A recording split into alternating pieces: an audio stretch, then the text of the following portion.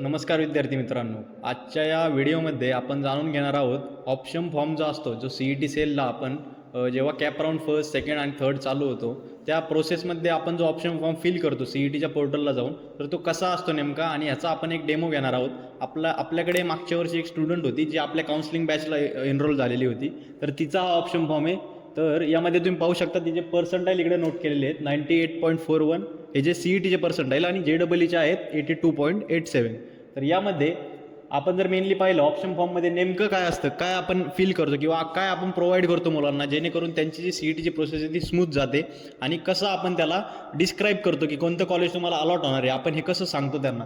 तर यामध्ये मेनली इकडे तुम्ही पाहू शकता चॉईस कोडचा हा जो सेकंडवाला जो कॉलम आहे, तर यामध्ये चॉईस कोड नावाने हे कॉलेजेसचे कोड आहेत आणि त्याचबरोबर त्यांच्या ब्रांचेसचे कोड आहेत. म्हणजे हा जो 9 अंकी नंबर आहे 6271 हा PICTचा कॉलेज कोड आहे आणि त्यापुढे जो काही ब्रांच कोड आहे तो 26310 तर तो त्या AIDSचा ब्रांचचा कोड आहे. तर अशा प्रकारे हा कॉलेजचा ऑप्शन फॉर्म असतो. यामध्ये प्रायोरिटी लिस्ट असते मेनली आणि त्यानंतर ब्रांचचं डिस्कशन असतं. तर ही जी प्रायोरिटीची लिस्ट आहे ती आपण कशी करते मी थोडक्यात एक्सप्लेन करतो.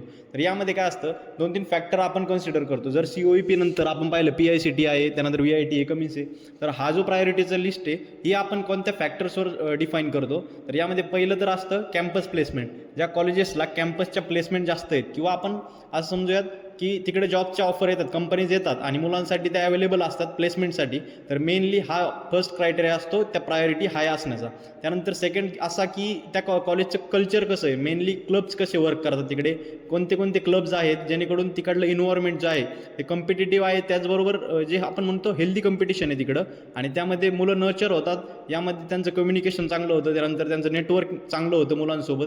आणि तिसरा पॉईंट असा की त्या कॉलेजचं ॲल्युमिनाय नेटवर्क कसं आहे. तर असे 2-3 फॅक्टर्स असतात, त्यावर ही प्रायोरिटी डिस्कस केली जाते. त्याचबरोबर जर तुम्ही पाहिलं इकडं तर ब्रांच ज्या आहेत त्या मुलीचा मेनली प्रेफरन्स होता, जी एनरोल झाली होती ज्याचा ऑप्शन फॉर्म आहे हा, तर त्या मुलीचा प्रेफरन्स होता की CSIT, AIDS, ENTC अशा काही AIच्या ज्या रिलेटेड ब्रांचेस आहेत त्या मला हव्या आहेत.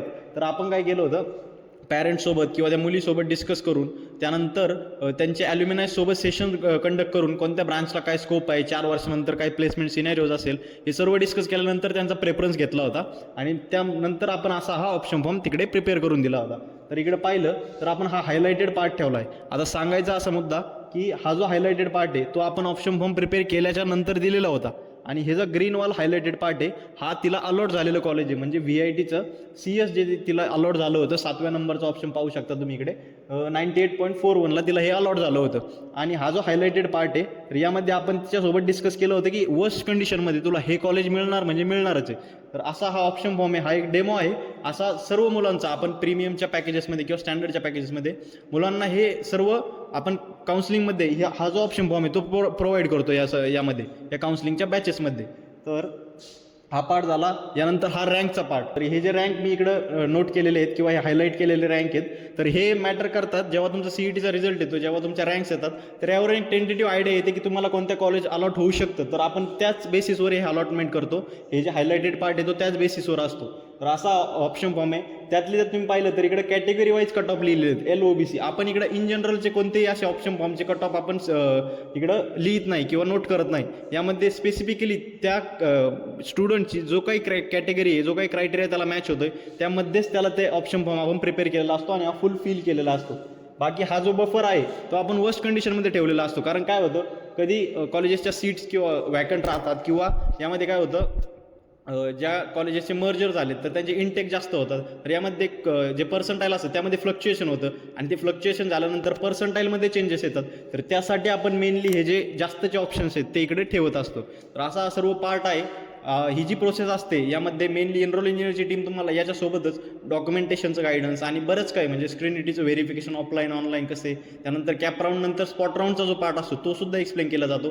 तर या बॅचेसमध्ये एनरोल करण्यासाठी तुम्ही आपले डिस्क्रिप्शनमध्ये जे नंबर्स आहेत त्यावर तुम्ही कनेक्ट करू शकता, त्यामध्ये तुम्ही एनरोल करू शकता आणि ही जी तुमची प्रोसेस आहे ती निश्चितपणे स्मूथ होईल याची गॅरंटी एनरोल इंजिनिअरची टीम घेते. थँक्यू.